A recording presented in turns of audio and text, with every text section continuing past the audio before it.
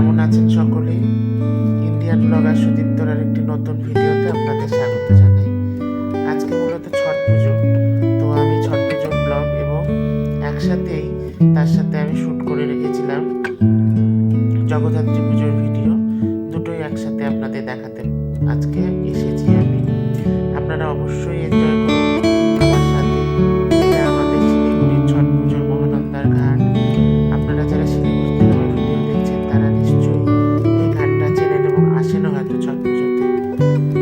তো আমিও এসেছিলাম। আমি প্রথমে আগের দিন সন্ধ্যাবেলায় এসে প্রদীপ ভাসাই, তো সেটাই আপনাদেরকে শেয়ার করলাম।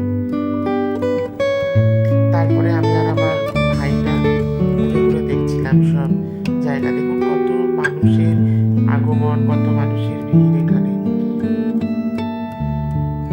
আমরা এই ঘাটের সামনাসামনি এসছি। এখানে সূর্য দেবতার মূর্তি আছে এবং ছটি মাইয়ারও মূর্তি আছে। এই ঘাটটাকে মূলত লালমোহন মৌলিক ঘাট বলা হয়। আর এখানে যে মা দুর্গা আছে দেখায়, মা দুর্গা পালকিতে মানে মা দুর্গাকে নিয়ে যাচ্ছে বাছাই করে। দেখুন কি সুন্দর এই মূর্তি।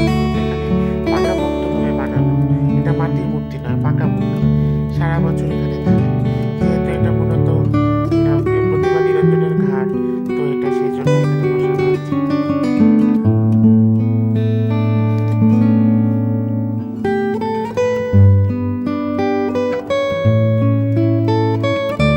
ছট পুজো বা যে কোনো অনুষ্ঠানই আমাদের ভেতরে এটা শেখায় যে প্রত্যেকটি সাংস্কৃতিক পরিবেশ, সেখানে ধর্ম বর্ণ কোনো কিছুই মাহাত্ম্য রাখে না। সেখানে একমাত্র একটা জিনিসই ইম্পর্টেন্ট, সেটা হচ্ছে মানুষের সাথে মানুষের সম্প্রীতি। এবং এই জিনিস, এই সম্প্রীতি আমাদের জন্মের থেকে আমাদের শেখায় মানবতার বন্ধনে আবদ্ধ হতে। বিশ্বের সব থেকে বড় ধর্ম হচ্ছে মানবতার ধর্ম এবং বিশ্বাস হচ্ছে মানবতাকে রক্ষা করার বিশ্বাস। আমরা যারা প্রকৃত মানুষ, যাদের মান এবং হুঁশ দুটোই বর্তমান, তারা এই সার্বিক মূল্যায়নটা নিজেদের মধ্যে উৎপন্ন করে এবং তার পরবর্তী প্রজন্মকেও সেটা শেখায়। আমরা আমাদের বাবা মার থেকে এটাই শিখে এসেছি। এটা কিন্তু পরের দিন সকালের আমি যখন এসেছিলাম তখনকার ভিডিও। দেখুন সবাই কি সুন্দর ঘাটে নামছে। তো তারপরে আমরা ওখানে একটু চা খেয়ে নিয়েছিলাম। তারপর অ্যাকচুয়ালি আমি না অনেক বছর ধরে সকালে যাই না, ঠান্ডা থাকে, নানান পারিপার্শ্বিক সমস্যাও থাকে, সেজন্য কয়েক বছর ধরে যাওয়া হয়ে উঠতো না। এবছর আমার যে ভাইটি আমার সঙ্গে থাকে, ও জোর জবরদস্তি বললো, না দাদা তুমি চলো, তুমি এত সুন্দর পুজো দাও। আমি যেখানে পুজো হয় যে বাড়িতে, তাদেরকে আমি পেতলের ডালা দিয়ে পুজো দিয়ে আসি। আমরা 3 দিন নিরামিষও খাই। তো ও বললো তুমি যখন এত কিছু করো তাহলে কেন যাবে না। তো আমি পরের দিন সকালেও গিয়ে ছটি মাইয়ার কাছে আরাধনা করছিলাম। তারপরে দেখুন পরের দিনই ছিল জগদ্ধাত্রী পুজো। তো আমি জগদ্ধাত্রী পুজো দেখতে গেছিলাম সন্ধ্যেবেলা। এটা আমাদের শিলিগুড়ির হাতিমোড়ে জগদ্ধাত্রী পুজো এবং ওখানেই জগন্নাথ বলরাম সুভদ্রার মূর্তিও রাখা হয়েছে। এটা আমাদের পাড়াতে জগদ্ধাত্রী পুজো হচ্ছিল। সন্ধ্যেবেলা আরতি করছিলেন ঠাকুরমশাই মাটির খড়পোড়ে কর্পূর দিয়ে। তো আরতিটি আমি বসে বসে দেখছিলাম। এত ভালো লাগছিল দেখতে, মনে হয় না আর বাড়িতে ফিরে আসি।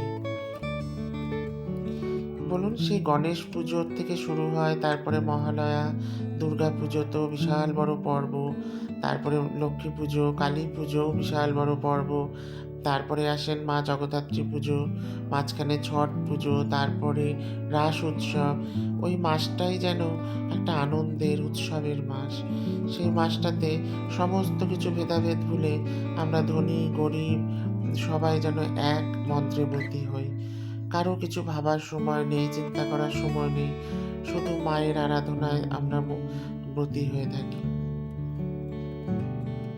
এটাই শেখায় আমাদের জীবনের মূল্যবোধ, সংযম, সহিষ্ণুতা, যেটা সারা বছর আমাদের পাথেয় হয়ে থাকে। আপনারাও যেখান থেকে আমার ভিডিও যেখান থেকে দেখছেন, আপনাদের জায়গায় এই উৎসবগুলো পালিত হয়, সারা ভারতবর্ষে এখন পালিত হয়। আপনারাও নিশ্চয়ই অনেক আনন্দ উপভোগ করেছেন। কমেন্টে আমার সাথে শেয়ার করবেন। আপনাদের এই কমেন্টগুলো আমাকে নতুন ভিডিও বানানোর বা নতুন আইডিয়া আনার প্রবণতা জাগায়। আপনাদের একটি লাইক আমাকে উদ্দীপনা দেয় সামনে এগিয়ে চলার। আপনাদের একটি শেয়ার আমার ভিডিওটিকে আরও নতুন মাত্রা সংযোজন করে। এখানে তারপরে দেখে আমরা চলে গেছিলাম শিলিগুড়ির পাতি কলোনির ডিজেল কলোনিতে। ওখানে রেলওয়ে ইনস্টিটিউটের মাঠ আছে, রেলওয়ে স্কুল মাঠ। সেই স্কুলের মাঠে বিশাল বড় জগদ্ধাত্রী পুজো হয়। এই পুজোটা কিন্তু আমার ধারণা অনুযায়ী শিলিগুড়ির সবথেকে পুরনো জগদ্ধাত্রী পুজো। কেন বলছি, কারণ আমি যখন অনেক ছোট তখনও আমি কিন্তু এই পুজোটি আমার পিসির সাথে দেখতে যেতাম।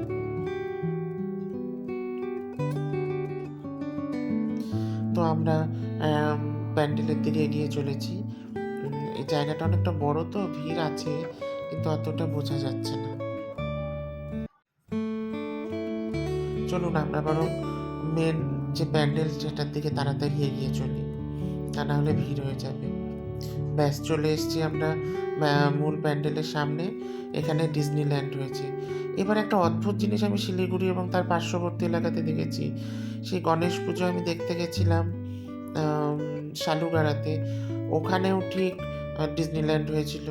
দুর্গা পুজোতেও আমি উজ্জ্বল সঙ্গের মাঠে ডিজনিল্যান্ড দেখেছি। কালী পুজোতে একটি আসাল হাটে ডিজনিল্যান্ড দেখেছি। আবার জগদ্ধাত্রী পুজোতেও পাতি কলোনিতে ডিজনিল্যান্ড হয়েছে। কথা বলতে বলতে মায়ের একদম সামনে চলে এসেছি। মায়ের প্রতিমূর্তি দেখুন, দর্শন করুন। মা জগদ্ধাত্রীর কাছে কামনা করি আপনাদের সবার সুস্বাস্থ্য এবং সুন্দর জীবন। তারপর ওখান থেকে আমাদের শিলিগুড়ির কলেজ পাড়াতে এসেছি।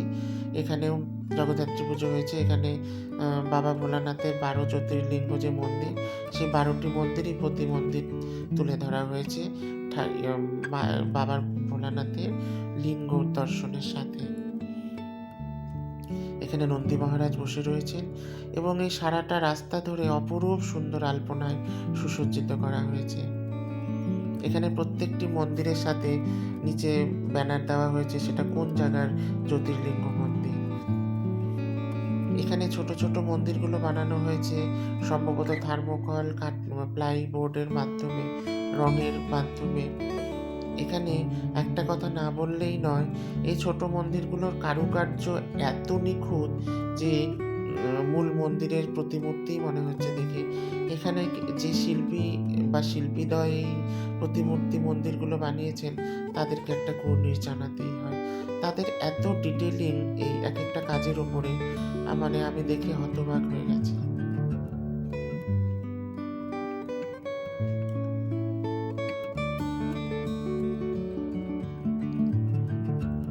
এই মন্দিরগুলো দেখতে দেখতেই আমরা আস্তে আস্তে চলে যাব কিন্তু মা জগদ্ধাত্রী ঠাকুরের মন্দিরের দিকে। কিন্তু তার আগে আরো কয়েকটি আছে, 12টা মন্দির, তো বেশ সময় লাগে দেখাতে।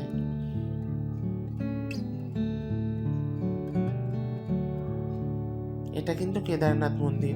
আমাদের দুর্গাপুজোর যে ব্লগ আমি দিয়েছি সেই ভিডিওতে আপনারা যদি দেখে থাকেন তাহলে দেখবেন আমাদের যে পাড়ার আমার ক্লাব ডাবগ্রাম মাঠের শরৎচন্দ্র বোস দুর্গোৎসব কমিটি, আমরাও কিন্তু এবার কেদারনাথ বানিয়েছিলাম। প্রচুর ভক্তের সমাগম হয়েছিল। আপনারা অনেকেই সেই কাজকে কুর্নিশ জানিয়েছেন। কথা বলতে বলতে কিন্তু আমি চলে আসলাম মা জগদ্ধাত্রী ঠাকুরের সামনে। কি অপূর্ব মায়ের মূর্তি, চোখ ফেরানো যায় না। এবং এখানেও যারা মানে এখানে থার্মোকলের কাজ করেছেন মার অঙ্গরানী, তাদেরকেও একটা কুর্নিশ জানাতে হয়, কারণ তারাও খুব ডিটেলিংয়ের উপরে কাজ করেছে।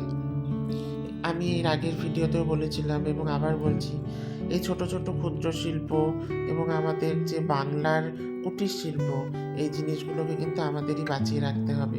বিভিন্ন উৎসব অনুষ্ঠানে আমরা যেন অন্য কিছু ব্যবহার না করে আমাদের বাংলার কুটির শিল্পের ব্যবহারে মণ্ডপ সজ্জা করি, মায়ের অঙ্গরাগ করি।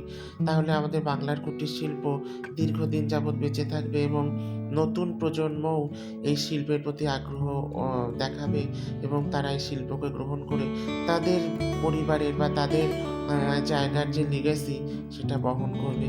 এটার গুরুদায়িত্ব কিন্তু আমাদের উপরেও আছে। আমরা যদি সেইগুলো ব্যবহার করি তবেই তারা এগিয়ে আসবে।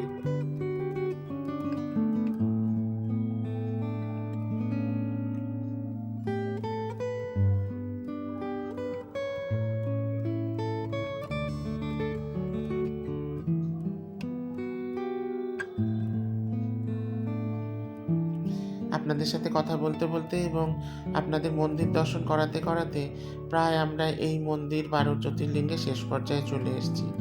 তারপরে আমি পরের দিন চলে এসছিলাম জগদ্ধাত্রী পুজো দিতে। আমার মানত ছিল আমাদের পাড়াতে। এখানে আমি জবা ফুলের 101টা জবা ফুলের মালা মাকে দান করেছিলাম, সেটাও পরানো হচ্ছে এবং একটি সোনার টিপ, শাড়ি দিয়ে, ফল মিষ্টি দিয়ে, প্রদীপ দিয়ে, ধূপকাঠি দিয়ে আমি মাকে সাধ্য অনুযায়ী পুজো দিয়েছি।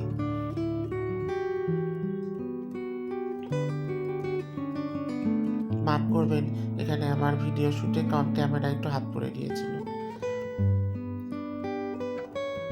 আসলে মায়ের মূর্তিটা অনেক বড়, সেই জন্য এখানে চেয়ারের উপরে উঠেও খুব কষ্টই হচ্ছিল মালাটা পরাতে।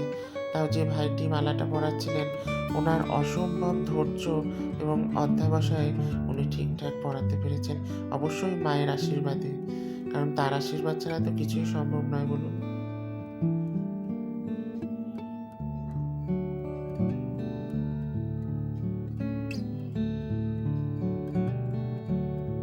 তারপরে ওরা আমাকে বলেছিল, যেহেতু আমি একটু লম্বা মতো মানুষ, তো বলেছিল যে দাদা তুমি তো উপোস করেই আছো, স্নান করে এসছো, তুমি ওঠো, মাকে মালা টিপগুলো পরাও। তো আমি উঠেছিলাম, তখন আর শ্যুট করা হয়নি। এখানে মায়ের পুজো চলছে, দেখুন মায়ের আরতি করছেন ঠাকুরমশাই। এই দিনটা আমার খুব ভালো কেটেছিল, মায়ের সাথে অনেকক্ষণ আমার আরতি পুজো, আমি অঞ্জলিও দিয়েছি, মাকে ভোগ দিয়েছি। এখানে যারা উদ্যোক্তারা তাদের এবছর 3য় বর্ষ, খুব সুন্দর ওরা পুজোর আয়োজন করেন, পুজোর ব্যবস্থা করেন। এবং আমি যে একটু দূরের থেকে যাই, আমাদের পাড়ার একটু দূরে, পাড়াতে একটু দূরে, কিন্তু ওদের এত সুন্দর ব্যবহার, আমি কখনো বুঝতেই পারি না যে আমি একটু দূরের থেকে গিয়েছি। ওরা ভীষণ আপন করে নেয়, ওদের আন্তরিকতায় আমি ভীষণভাবে আপ্লুত। এবং অবশ্যই মায়ের আরাধনাতেও, মায়ের টানেই তো আমরা বারবার তার কাছে ফিরে ফিরে যাই বলুন। কথা বলতে বলতে আমি আমার ভিডিওর একদম শেষ পর্যায়ে চলে এসেছি। এই জগদ্ধাত্রী পুজোর এবং ছট পুজোর ভিডিও আপনাদের না দেখালে আমার অসম্পূর্ণ মনে হতো, তাই আপনাদের সাথেও শেয়ার করে নিলাম। আমার এই ক্ষুদ্র প্রচেষ্টা আপনাদের কেমন লাগলো আমাকে অবশ্যই কমেন্টে জানাবেন। ভিডিওটা যদি আপনাদের ভালো লাগে আমার চ্যানেলটিকে সাবস্ক্রাইব করবেন এবং আমাকে সামনে এগিয়ে যেতে মোটিভেট করবেন। যদি আপনাদের ভিডিওটি মনে হয় যে শেয়ার করার মতো আমার উদ্যোগ, তাহলে অবশ্যই শেয়ার করবেন এবং একটি লাইক করে দেবেন। তাহলে আজকে এ পর্যন্তই, আবার দেখা হবে নতুন কোনো ভিডিওতে। নমস্কার আপনাদের সকলকে।